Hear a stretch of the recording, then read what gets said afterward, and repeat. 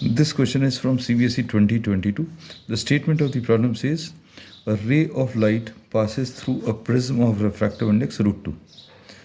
As shown in the figure, the path of the light ray is shown in the figure.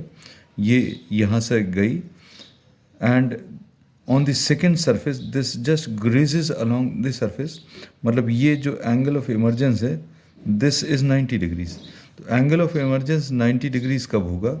When the angle of incidence on the second surface which is R2 will be equal to the critical angle. ये इस point पर at the point N,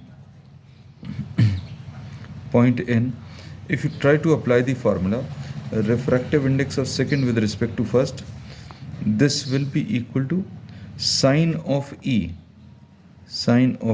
upon sine of R2. This angle of emergence is given in the problem 90 degrees. So this will be sine 90 divided by sine of R2 और ये हम लोगों को √2 दिया है. So √2 will be equal to 1 divided by sine R2. तो sin R2 की value is 1 upon √2. इसमें R2 की वैल्यू 45 डिग्रीज आ जाएगा. अब इसमें angle of the prism is given equal to 60 degrees. Now once again applying the formula that n is sine of a plus delta m divided by 2 upon sine of a by 2.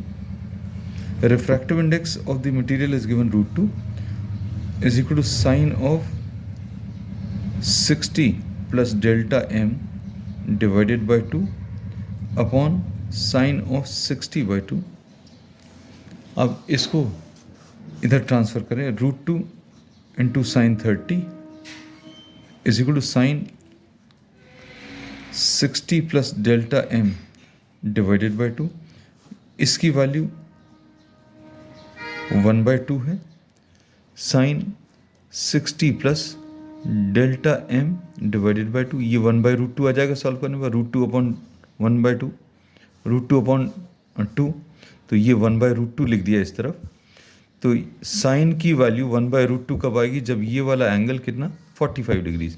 So 60 plus delta m divided by 2 will be equal to 45 degrees.